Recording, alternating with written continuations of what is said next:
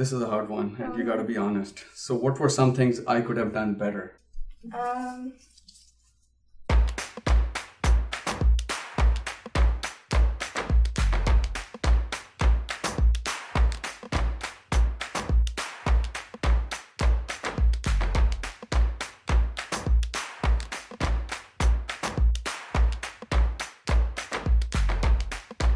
Hi, this is Manat Kaur. She's 16. Oh, 15. I'm sorry.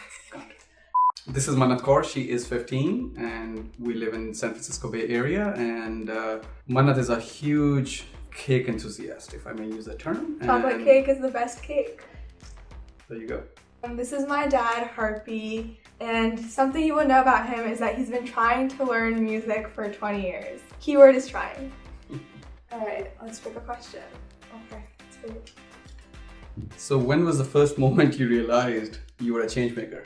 Remember in 5th grade, my best friend was diagnosed actually with diabetes, and I would go eat lunch with her. Oh, Abigail. Yeah. Okay. And I would go eat lunch with her in the nurse's office, and just seeing the impact that my one meal had on her, and seeing how happy it made her, and how it made her feel like she belonged despite just the new challenges that she was facing, that's the moment I really realized that I as a person could help others and benefit society. Why did you decide to do that first meal? She was diagnosed with diabetes over the summer, and so just seeing how much that had affected her and how much she changed over the course of a year and how lonely she was when she went and ate at the nurse's office by myself, it made me feel compelled to do something to help her. That's awesome. Thank you. Yes. How is the world I'm growing up in different than the world you grew up in? Well, it's super different, first of all, because I grew up in India. You're growing up in the San Francisco Bay Area. So my life as a child was very unstructured. You know, play meant just running outside the house, and there would be like plenty of boys and girls on the street.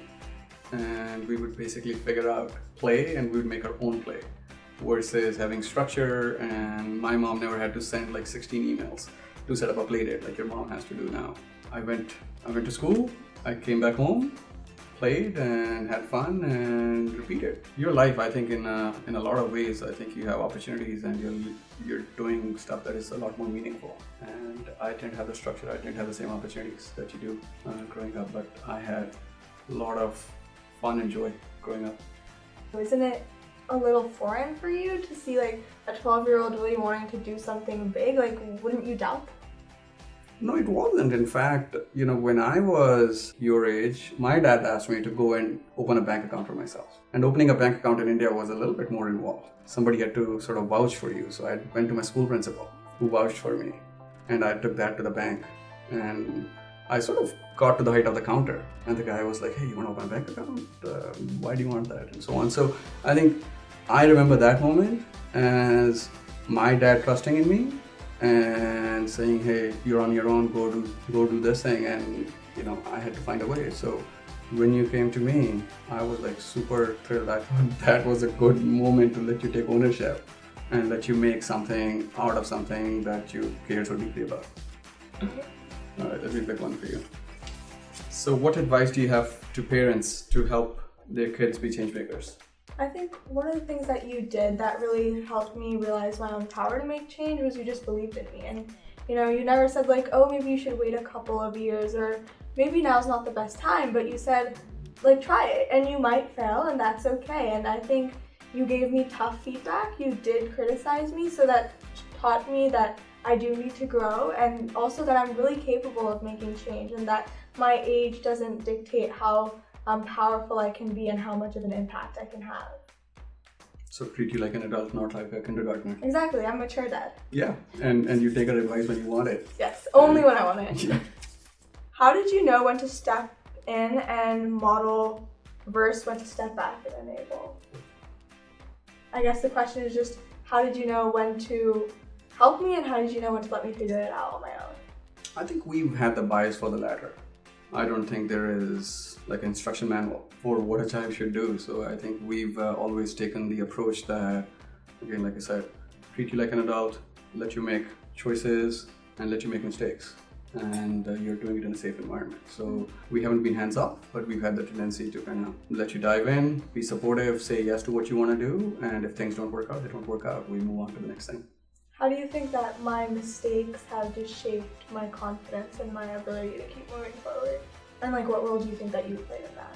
I think the role we've played is a small one, which is just, I think we've let you deal with your mistakes without stepping in all the time to problem solve, and let you also figure out what the next step should be and what the solution should be. And I think that invariably has led you to come out of it stronger, and I think your future initiatives have been stronger as a result. All right, I pick one for you. Oh, this is a hard one, and you gotta be honest. So what were some things I could have done better? Sorry, I'm just thinking. It is actually kind of hard. That's okay, you can be very, very honest. So at the start, I wish I had more feedback. I think I get a lot of that now. But I wish even when I was younger that you would give it to me straight and just say like, you know what, this is what it is and you have to fix it. Because I think that's really empowered me now to just accept facts and try to problem solve, as opposed to, you know, be concerned like, oh, how would someone feel if I did this, or how would someone feel if I said that? But why would that have been better? In a way, I feel like if we had stepped in too much, that makes you too dependent on us. I agree, but I think that when I was just starting out, and especially given your background as an entrepreneur, I think that some more direction on like, these are things that you could have tried would have been useful, because I'd have just gotten more guidance. I think figuring it out on my own was really impactful, but in terms of scale, I think it could have like grown faster had I had some more direct, you know, feedback and suggestions. Got it. Okay. We'll rethink about that with your Well, brother. I like my independence now, so I think you're good the way you are. All right, we're gonna have a curfew. No when curfew. we go back. Not that dependent, that.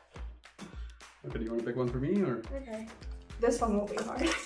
What qualities do you admire about me? Oh, there's a lot. There's a lot. I wish I was as thoughtful as you are at your age. So I think if I were to summarize, I think empathy, I would put at the top of the list. I think the reason you do what you do is because I think you can put yourself in the shoes of other people and say, hey, how can I make it better? Mm-hmm. What is one thing I can do today to make the situation better? So I think empathy enables you to do what you do. Second, I think you're also very thoughtful, like I said. I think you're very appreciative of taking other people's time.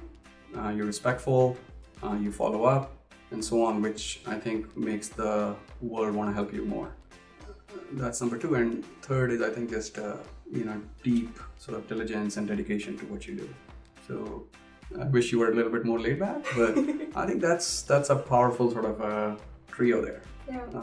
And I think when you have the intent with the hard work, I think things go well. Yeah, I'd agree with that. Yeah. Let's see. So how are you a changemaker? I think for me, struggling with confidence in middle school and not having role models to look up to really put me, it just like I was stuck, right? You know, I didn't raise my hand in class, I didn't follow my passions. Yeah. And now I think my goal as a changemaker is to make sure that no girl has that experience and no family has to go through what I went through and what we went through together. And my idea as a changemaker is to ensure that girls are confident and also that they're empowered and they know that they can make a difference and that they're raised in a community and in an environment like where you gave me the freedom to make mistakes and you still help me, where other girls are raised like that and they know that they can make a difference and they can make a change. Okay, you want to pick one? Was there ever a moment when you realized you had to let me find my way on my own? If I were to pick something that was high stakes, but also sort of a defining moment, was when you were making a choice between which middle school to go to. You know, you had a couple of good choices, and I think you wanted to go to a school that was different from where we wanted you to go. They wanted me to go to an all-girls school, and I just don't think that was my thing. Which is one of the best schools in the Bay Area, and she wanted to go to another school, which is also a very good school, but different than what we wanted. And I think you stated your opinion pretty strongly. You had good reasons, and we're like, okay, these are good school. It's your choice is different from ours, but we'll let you go with it. You know, and I think that's one of the things that's so powerful in the way that, you know, you just raised me and you've taught me, is that even if we don't agree, the fact that you still believe in me and that you let me have the freedom to explore and to fail, that trust just makes me feel like I'm not wrong, and it might not be the best decision, but it's my choice and I need to own up to that. Awesome. Super proud. Thank you, Dad. Yeah.